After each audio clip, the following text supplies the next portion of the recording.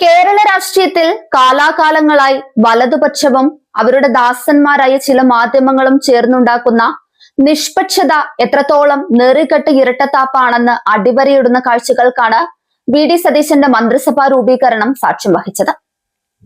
ഇടതുപക്ഷ ജനപ്രതിനിധികളുടെ കുടുംബത്തിൽ നിന്നുള്ളവർ രാഷ്ട്രീയത്തിലേക്ക് വരുമ്പോൾ മാത്രം കുടുംബാധിപത്യമെന്നും ആശ്രിത വാത്സല്യം എന്നിങ്ങനെയും നിലവിളിക്കുന്നവർ UDF അധികാരത്തിലെത്തിയപ്പോൾ ഒരേ വീട്ടിൽ നിന്ന് MP-യെയും മന്ത്രിയെയും ഇറക്കിയതിനെ ജനാധിപത്യത്തിന്റെ സൗന്ദര്യം എന്ന് വിശേഷിപ്പിച്ച് വെളുപ്പിച്ചെടുക്കുകയാണ്. കഴിഞ്ഞ 5 വർഷവും ഇടതുപക്ഷ മന്ത്രിമാർക്ക് നേരെ നെപ്പോട്ടിസം കുറ്റപത്രം ചമച്ച നിഷ്പക്ഷ മാധ്യമ സിംഹങ്ങൾ ഇപ്പോൾ കോൺഗ്രസിന്റെയും ലീഗിന്റെയും ഘടക കക്ഷികളുടെയും കുടുംബശ്രീ മന്ത്രിസഭ രൂപീകരണത്തിന് മുന്നിൽ വായും പൂട്ടി നിൽക്കുന്നത് എന്ത് പ്രിവിലേജിന്റെ ബലത്തിലാണെന്ന് ഓർക്കണം. സ്വന്തം അണികളെ കറിവേപ്പിലയാക്കി സ്വന്തം ഭാര്യമാർക്കും മക്കൾക്കും അധികാരം വീതം വെക്കുന്ന UDFന്റെ ഈ നഗ്നമായ കുടുംബാധിപത്യത്തിന്റെ ഉള്ളുകളികൾ പരിശോധിക്കേണ്ടതുണ്ട്. സഖാവ് MV ഗോവിന്ദൻ മാസ്റ്ററുടെ ഭാര്യയും മഹിളാ അസോസിയേഷൻ കണ്ണൂർ ജില്ലാ സെക്രട്ടറിയുമായ സഖാവ് ശ്യാമള ടീച്ചർ നിയമസഭാ തെരഞ്ഞെടുപ്പിൽ മത്സരിച്ചപ്പോൾ എന്ത് വിവാദങ്ങളും ആരോപണങ്ങളുമാണ് വലതുപക്ഷവും UDFും ഉയർത്തിയത്. കുടുംബാധിപത്യം, ആശ്രിത വാത്സല്യം, രാഷ്ട്രീയ മേൽക്കോയ്മ, അങ്ങനെ പറയാൻ പാടില്ലാത്തതായ നിരവധി വാക്കുകളും വാചകങ്ങളും പ്രയോഗങ്ങളും മാധ്യമങ്ങളും വലതുപക്ഷവും നിരന്തരം നിർലക്ഷ്യം ഉപയോഗിച്ചു.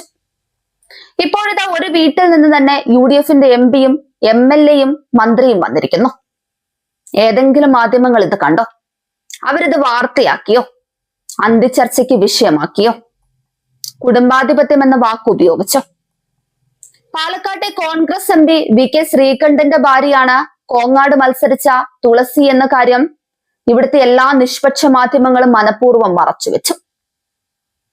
പിന്നീട് MLA ആയപ്പോഴും ഇപ്പോൾ മന്ത്രിയാകുമ്പോഴും വലതുപക്ഷ മാധ്യമങ്ങൾ അവരുടെ മൗനം തുടരുകയാണ്. കോൺഗ്രസിന് വേണ്ടി പതിറ്റാണ്ടുകൾ മാറ്റിവെച്ചവരെ തട്ടിമാറ്റിയാണ് ഇപ്പോൾ പാലക്കാട് MP-യുടെ ഭാര്യയെ പാലക്കാട് നിന്നുള്ള മന്ത്രിയാക്കിയിരിക്കുന്നത്. പക്ഷെ നിയുക്ത മന്ത്രിയെ ആരും ഇന്നയാളുടെ ഭാര്യ എന്ന് പറഞ്ഞ് വിശേഷിപ്പിച്ചില്ല. ഇവർ ഈ MP-യുടെ വീട്ടിൽ നിന്ന് തന്നെയുള്ള മന്ത്രി എന്ന് പറഞ്ഞ് വിശേഷിപ്പിച്ചില്ല. ഇതുകൊണ്ട് മാത്രം തീർന്നില്ല. ഭർത്താവിന്റെ മരണം കൊണ്ട് മാത്രം സ്ഥാനാർത്ഥിയായ ഉമ തോമസ്, അച്ഛന്റെ മരണം കൊണ്ട് MLA സ്ഥാനം കിട്ടിയ G കാർത്തികേയന്റെ മകൻ ശബരിനാഥൻ, അന്തരിച്ച മുൻ മുഖ്യമന്ത്രി ഉമ്മൻചാണ്ടിയുടെ മകൻ ചാണ്ടി ഉമ്മൻ, അന്തരിച്ച മറ്റൊരു അച്ഛന്റെ മകൻ അനൂപ് ജേക്കബ്, അന്തരിച്ച മറ്റൊരു വാപ്പയുടെ മകൻ ആര്യാടൻ ഷൗക്കത്ത്, PJ ജോസഫിന്റെ മകൻ അബു ജോൺ ജോസഫ്. ഇവരൊന്നും ഒരു രാഷ്ട്രീയക്കാരന്റെയും ഭാര്യയും മകനുമായില്ല.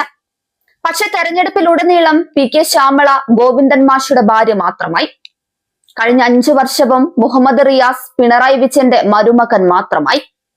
തുളസി വിജയിച്ചപ്പോൾ ആ വിജയ ചിത്രത്തോടൊപ്പം വന്ന ക്യാപ്ഷൻ എന്താണെന്ന് കൂടി പറയാം. ഒരു വീട്ടിൽ നിന്ന് MP-യും MLA-യും എന്ന്. തലക്കെട്ടുകളിൽ നിന്ന് തേനൊലിക്കുന്നു.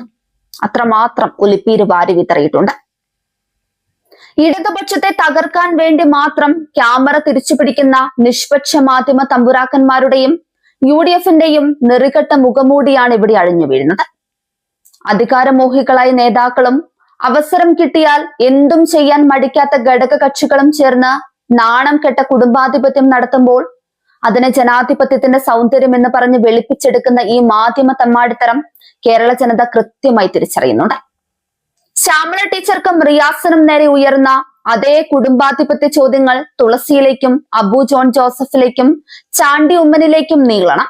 ഇതിനെല്ലാം മൗനം പാലിക്കുന്ന നിഷ്പക്ഷ സിംഹങ്ങളെ ജനകീയ കോടതിയിൽ വിചാരണ ചെയ്യുന്ന കാലം വിദൂരമല്ലെന്ന് ഓർക്കുക.